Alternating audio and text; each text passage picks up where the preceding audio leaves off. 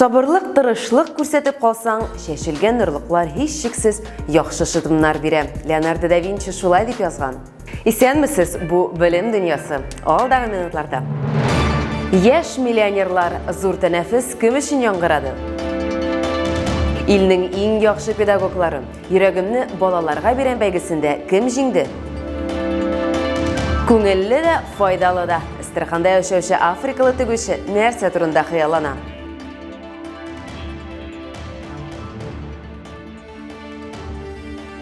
Татарстанның 10 оқушысы зур тәнәфіс бәйгесендә җиңү яулады. Кырымда узган финал тәмамлаганнан соң балалар туган якларына кайтты. Зур тәнәфестә бөтен илдән 2,5 миллионнан артык мәктәп укучысы һәм урта махсус уку йортларының студентлары катнашты. Бу масштаблы проект конкурсантларга үзләренең лидерлык сыйфатларын һәм командада эшли белүләрен күрсәтергә кирәк иде. Конкурс Мәгариф милли проекты кысаларында тормышка ашырылды. Татарстанның һәр җиңүчесе яңа белемнәр, тәэсирләр, дуслар һәм дә акча белән кайтты. Гомумән алганда мәктәп укучылары 6 миллион сум оттылар. Җиңүчеләрнең яртысы 200 мең сум, икенче яртысы 1,5 миллион сум акча алды. Яшь миллионерларның берсе 11-нче сыйныф укучысы белән Эльвира Җамалетдинова танышты.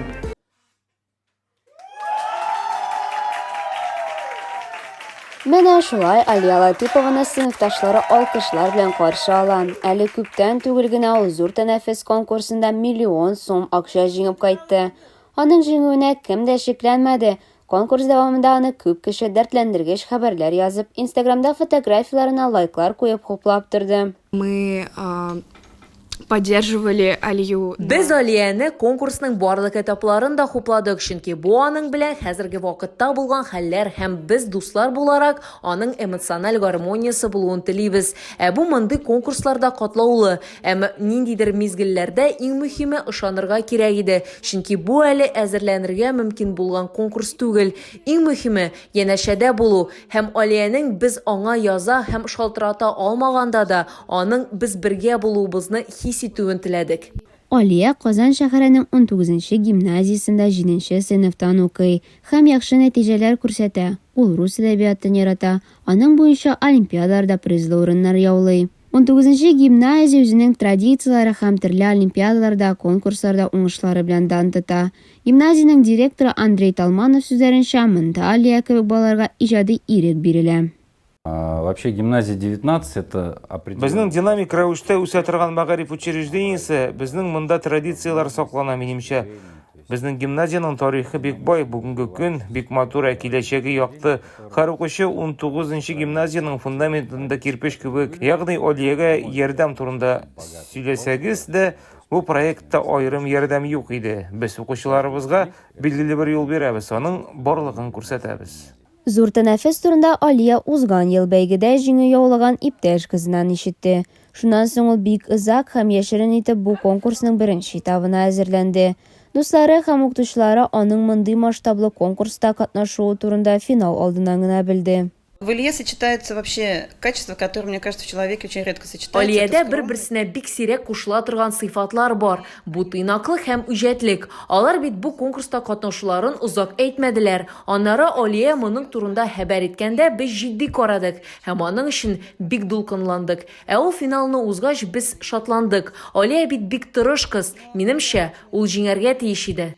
Дистанцион этапта Алия үзе турында видео төшерде һәм проектын тәкъдир итте. Жюрига укучының мөмкинлекләре шикләнгән кешеләр өчен галерея җайлаштыру турындагы уй-фикерләре бик ошады. Второй этап, он был связан с галереей. Икенче этапта минем проект сенсор хукук бузулар булган кешеләр өчен җайлаштырылган галерея белән бәйле иде. Ягъни мин мөмкинлекләре шикләнгән кешеләр өчен уңайлы булган галерея ясарга уйладым. Дистант этабын узганнан соң Алияны Кырымга финалга чакырдылар. Артыкта ул Россиянең төрле төбәкләреннән 1500 меңнән артык укучы белән көч сынашты.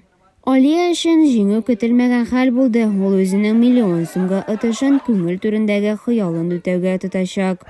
Чыгарылыш сыйныф укучысы медиакоммуникация юнәлеше буенча югары икътисад мәктәбенә укырга керергә җыена. Конкурс дәвамында Алиягә бик күп кешеләр ярдәм итте, шуңа күрә аңа остаз кирәк булмады. Ул үзе барысын да башкарып чыкты. Наставника не было. Остазым булмады, белмим, миңа аннан башка авырлыклар туелмады. Миңа конкурстан тыш бик күп кешеләр ярдәм итте. Шуңа күрә мин остазсыз да эшли алачагымны күрдем. Алия бу конкурста киләсе елда да катнашачак. Зур тәнәфес конкурсында аңа укучыларны мәктәптә традицион укыту системасын һәм тиешле фән олимпиадаларына эләкмәгән сәләтләрен ачуга юнәлтелгән булуы ошый. Зур тәнәфес яшь талантлар өчен һәр регионга лагерьлар булдырачак. Хәзер президент йөкләмәсе буенча мәктәпләрне капиталь ремонтлау һәм реконструкцияләү буенча комплекслы программа гамәлгә ашырыла. Зур тәнәфес конкурсында катнашучы балалар өчен аерым урын булдыру планлаштырыла. Казанда йөрәгемне балаларга бирәм бәйгесенең абсолют җиңүчесе билгеләнде. Узган атнада Татарстан башкаласында өстәмә белем бирү өлкәсе хезмәтләренең һөнәри осталык буенча бөтен Россия конкурсы финалы узды. 42 төбәктән 85 кеше катнашты. Алар барысы да читтән торып сайлап алу этабын узды. Финалистлар 9 номинациядә җиңү өчен көч сынашты. Бу хакта без узган программада сөйләгән идек. Бәйгене Татарстанга мәктәптән тыш эшләр үзәгенең өстәмә белем бирү педагогы Анна Григорьева алып кайтты. Нәкъ былтыр ул конкурсның абсолют җиңүче исемен яулаган иде. Бу ел бу исемгә кем лаек булды һәм киләсе финал кайсы төбәккә китә? Бу сорауларга Надия Кадимова җавап бирер. Ихлас елмаюлар, сихри музыка, көчле алкышлар. Бу барысы да йөрәгемне балаларга бирәм конкурсы турында. Конкурсның абсолют җиңүчесе һәм һөнәри берләшмәне тану махсус бүләгенә Красноярск шәһәренең иҗади үсеш һәм гуманитар белем бирү үзәгенең өстәмә белем бирү педагогы Кирилл Пахмутов лаек булды. Вы сегодня лучшие из лучших. Сез иннән-иннәре, лидерлар, остазлар, искиткеч педагогик компетенциялар ияләре. Сез монда дуслар, яңа белемнәр, сыйфатлар тупладыгыз. Барыгызга да иҗади уңышлар телим. Ел сайын балалар күбрәк булсын һәм без аларның талантларын табыйк. Гүзәл илебезнең фән, сәнгать, спорт һәм иҗат күгендә яңа йолдызлар кабызыйк. Кирилл Пахмутов 4 көн дәвамында бөтен Россиядән 84 педагог белән җиңүче титулы өчен көрәште. Финалның беренче турында ул Татарстан Республикасында энергияның альтернатив чыганаклары темасына ачык дәрес үткәрде һәм турнирның оештыручылардан импровизация конкурсына катнашты. Бу тур нәтиҗәләре буенча һәр номинациядә 9 лауреат билгеләнде. Җиңүчеләр арасында Кирилл Пахмутов та. Икенче турда номинантлар Россия Мәгариф һәм фән министрлыгы вәкиле белән һөнәри диалог үткәрделәр. Өстәмә белем бирү педагогы кайбер этапларда кыенлыклар булуын әйтте. Әмма жюрига аның намуслылыгы һәм теләсә нинди авыр хәлләрдән чыгу юлын эзләп табу белүе ошады. Мне кажется, жюри понравилось, что... Миңа калса, жюрига тышкы хәлләргә карамастан авыр хәлдән чыгу юлын табуым ошады дөресен генә әйткәндә, минем барысы да план буенча бармады, тик мин бу хәлдән җиңү позициясенә чыга алдым һәм мин моңа бик шатмын. Оксана Мантрова Кириллның хезмәттәше. Аның сүзләренчә, конкурсның икенче этабы иң катлаулысы булган. Педагогларга үз эрудициясе белән ялтырап торырга кирәк иде. Кирилл Пахмутов үзенең 22 яшендә бу биремне яхшы үтәде. Оксана Мантрова үзе социаль-гуманитар юнәлештә өстәмә белем бирү педагогы номинациясында җиңүче булды. Аның өчен конкурс үзенең һөнәри тәҗрибәсен бөтен Россия дәрәҗәсендә күрсәтү, яңа белем һәм осталык алу мөмкинлеге булды. Я очень люблю конкурсное движение. Мин конкурс хәрәкәтләрен бик яратам. Минем өчен бу аеруча авыр хезмәт түгел. Бу кызыклы маҗара, шуңа күрә мин барысына да әйтәм. Әгәр мөмкинлек бар икән, конкурсларда катнашыгыз, үзегез турында сөйләгез. Минем фикеремчә бу бик яхшы. Аннары бу мөмкинлекләр булмаска да мөмкин. Барлык коллегаларыма мин үзләрен региональ, муниципаль һәм әлбәттә федераль дәрәҗәдә күрсәтергә киңәш итәм. Йөрәгемне балаларга бирәм бөтен Россия конкурсы инде 17нче тапкыр үткәрелә һәм балаларга өстәмә белем бирү системасының төп педагогик конкурсы булып тора. Бу турнир мәктәп, гаилә арасында медиаторның сирәк компетенциясына инвестиция булып тора. Ул баланың дөньяга карашын һәм тынычлыгын төзеп бетергә омтыла. Максим Казарновский фикеруенчә, конкурс елдан-ел формат буенча үзгәрми, әмма аның кыйммәтләре төгәл үзгәрә.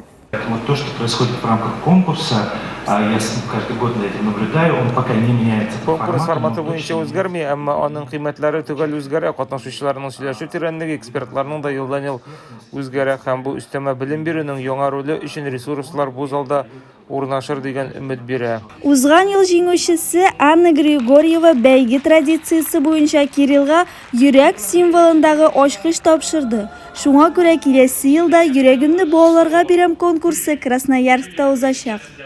Африка студенты Эстерханга күчеп килде һәм кием тегә башлады. Инде бу вазгыятьтә гаҗәеп, әмма башта хыялын белеп карагыз. Нинди шаккаткыч хыял икән? Бу хакта Нияз Рахман кызыклы тәнәфес рубрикасында сөйләр.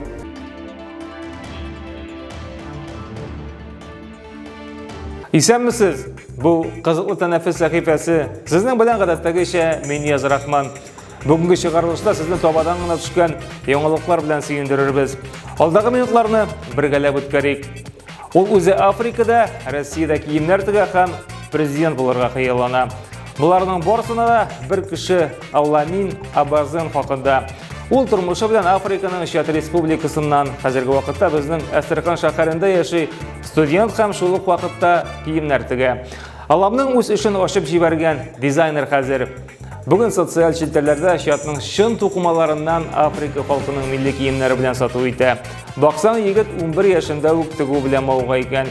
Ахыялы байыгач хәтта президент булу. Когда я стал президент, я хочу, чтобы открывать самые большие, ну, как фирма, но не только ателье, но как фирма, чтобы там шьет одежда и отправил там в Россию и разные города, там, но только в Астрахан, ну, например, там Москва, там Санкт-Петербург. Мәктәптә укучыларга сүз әйтергә ярамый. Европаның кеше хукукларын яклау суды укытучыларга шикләүләр кертә. Бер сүз белән әйткәндә, хәзер мәктәп укучыларын мыскылларга ярамый. Судка Хорватиядә яшәүче бер малайның әтисе мөрәҗәгать итә. Аның сүзләре буенча, баланы соңга калганы өчен ачуланганнар.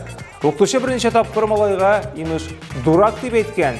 Европаның кеше хукукларын яклау суды беренче тапкыр бу сүз тәрбия мәсьәләләрендә генә ачкынган булса, калган 2 очракта аны мыскыллау дип таный. Хорватиядә хәзер укытучылар сүзләрен санап һәм үлчәп әйтә башлаганнар ди. Ялгыз дурак сүзен ычкындырып, үзең дурак булып калуың бар бит. Да откуда ты взялся в палате царской? Ведь не было тебя. Батюшка царь, кто же это такой? Это приятель Антон Семенович Шпага. Ой, дурак. Машина белән балалар бакчасыннан качкан. Дагыстан башкаласы Макашкаланың бер балалар бакчасында акылга сыймаслык хәл була. Биредә урамдагы уеннар вакытында бер машина товар алып килә, бу шата һәм территориядан чыгып китә. Ләкин моның барсында малай күзәтә.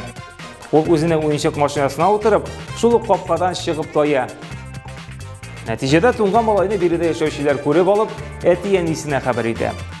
Бәхеткә барысы да яхшы тамамлана. Тик малай гына хәзер бакчага җыяу йөри. Чөнки әтисе ачкычын алып куйган ди.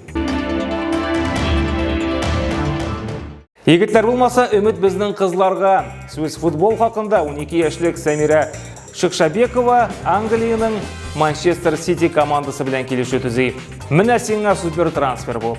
Баксан кызның инесе Мурат та шулай ук бу командадан яклый. Ә менә 10 яшьлек кыз туганы Динара әлегә контрактсыз. Тренер исә Самираны бик талантлы футболчы дип бәяли. Ике аягы белән дә бик оста эш итә, җитез һәм тупларны кертергә сәләтле. Менә бит Англиядә кем өчен җан атабыз дип борчыласы юк хәзер. Әлбәттә, Самира өчен. Я хочу стать профессиональной футболисткой. На данный момент мы участвуем в юношеской премьер-лиге.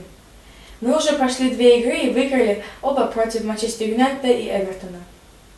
Надеемся продолжать выигрывать и стать чемпионами в этом сезоне. Бүгенге менә шулар иде. Очрашырбыз. Сау булыгыз.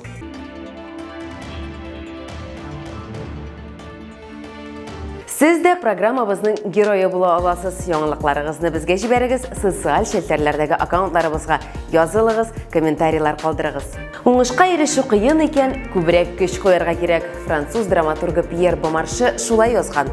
Тырышлык белән бар хыялларыгыз тормышка ашачак. Без моңа ышанабыз. Сау булыгыз.